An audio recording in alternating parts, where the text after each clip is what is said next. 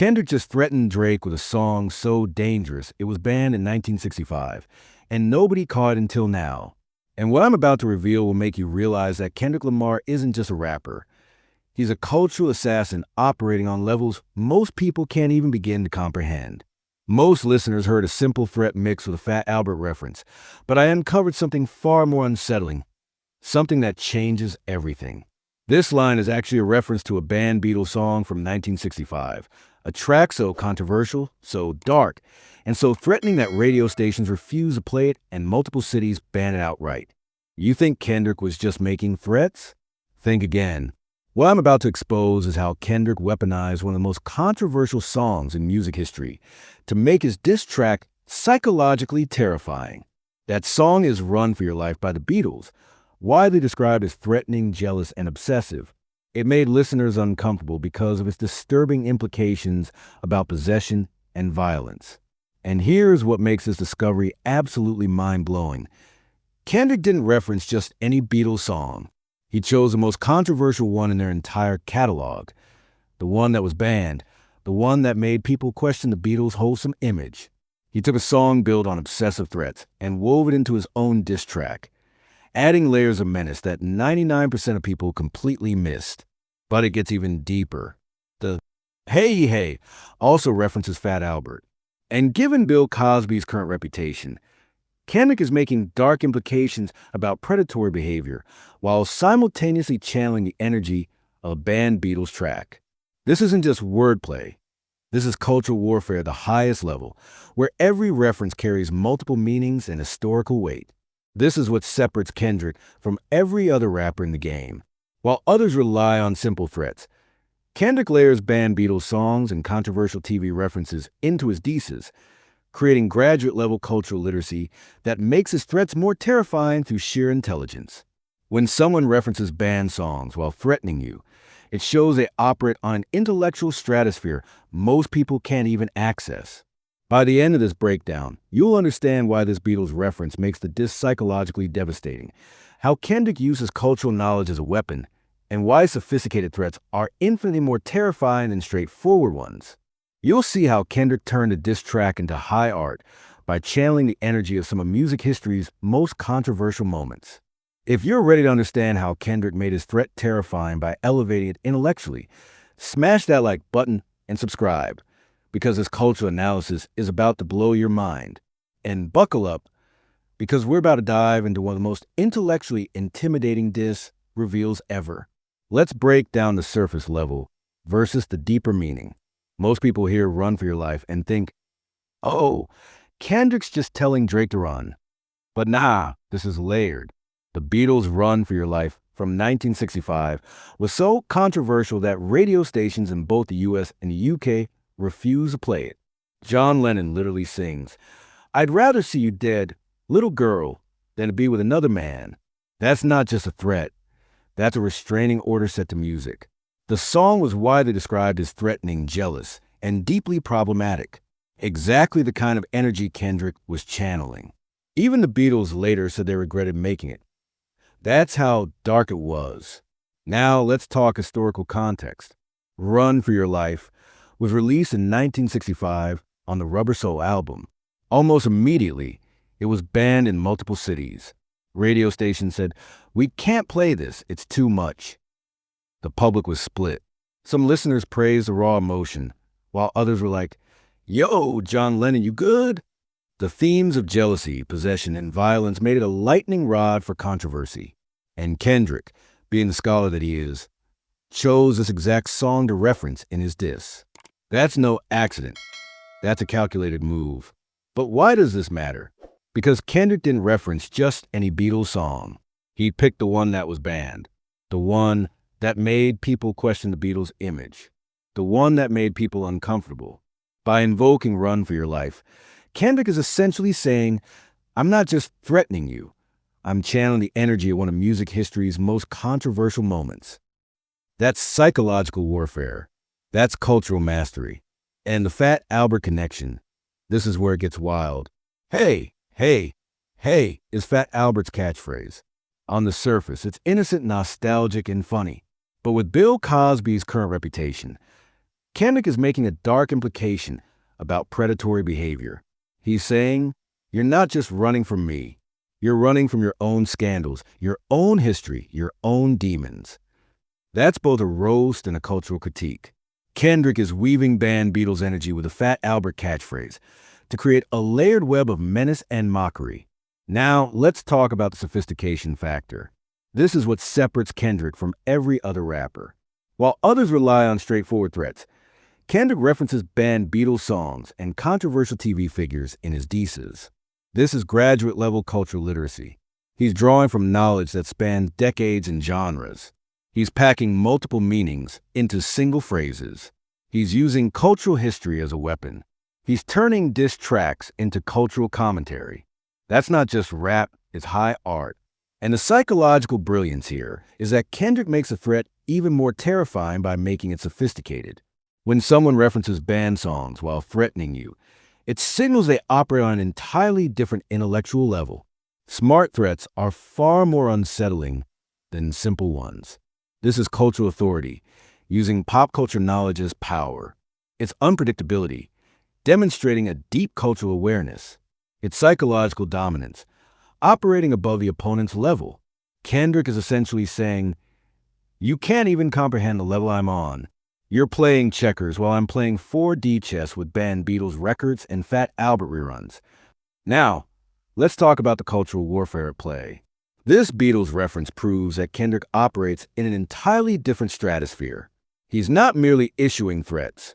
He's creating cultural art that incorporates banned songs and controversial figures. This is one of the most sophisticated diss tracks in hip-hop history. Cultural mastery, using pop culture as a strategic weapon. Artistic superiority, elevating diss tracks into high art. Intellectual dominance, displaying superior cultural knowledge. Terror through sophistication, making threats more menacing through intelligence. Let's break down the evidence.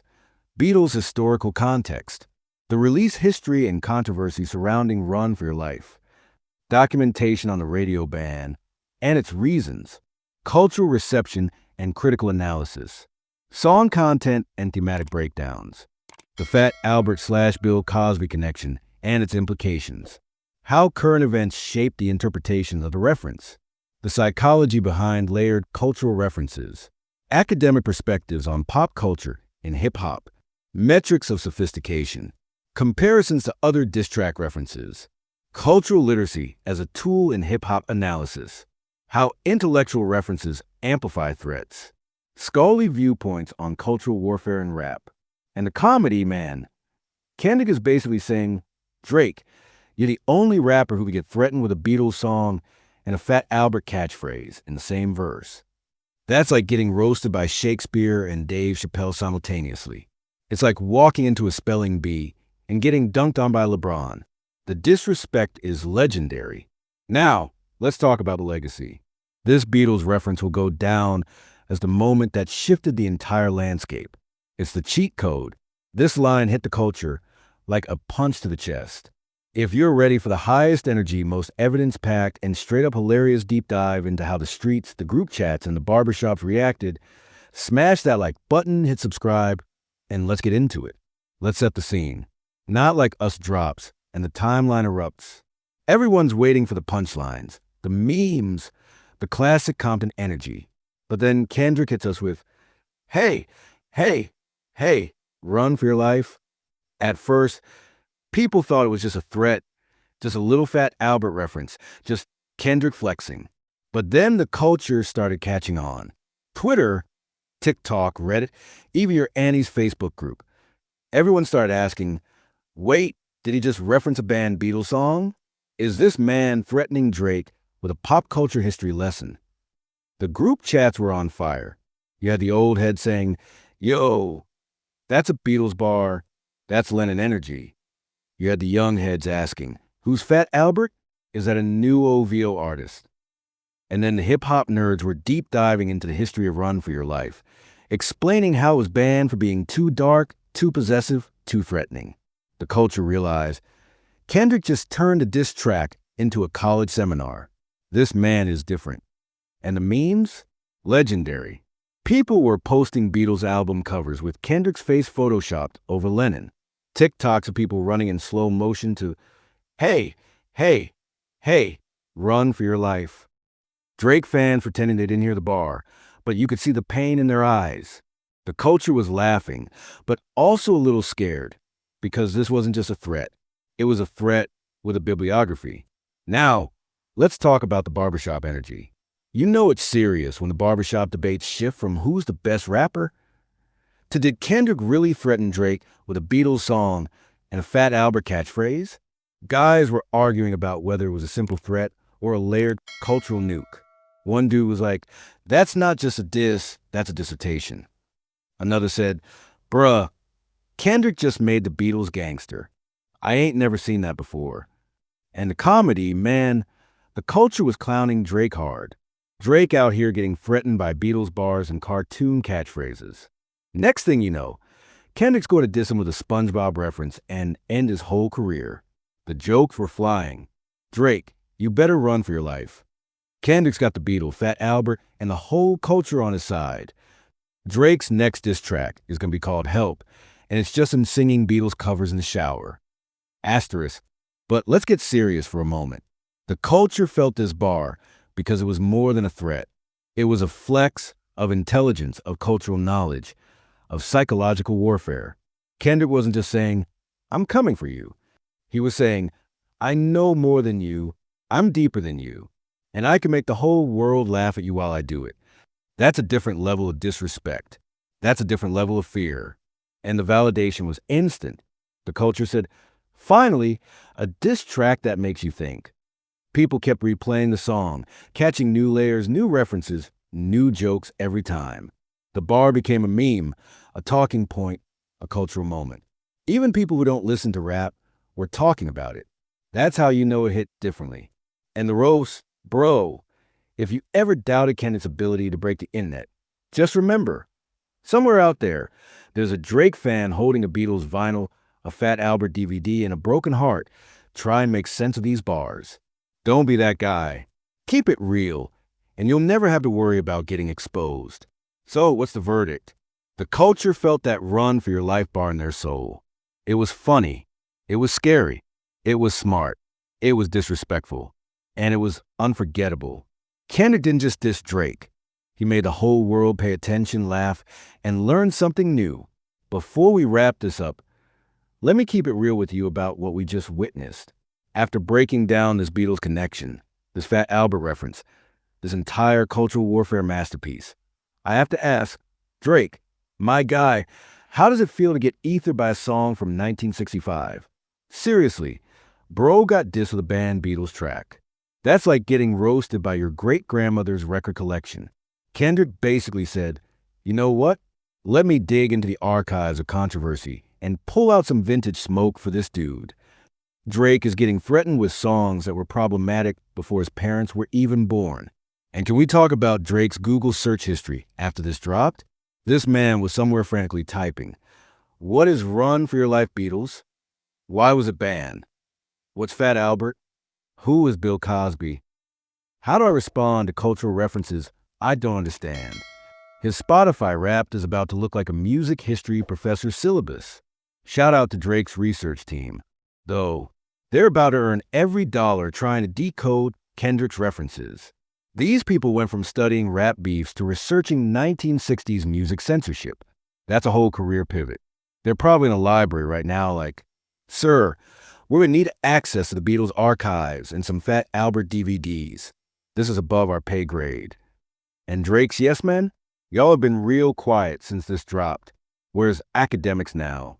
That man went from Drake's the GOAT to actually, let me research this Beatles discography real quick.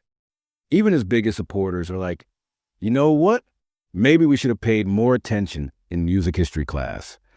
But here's the wildest part.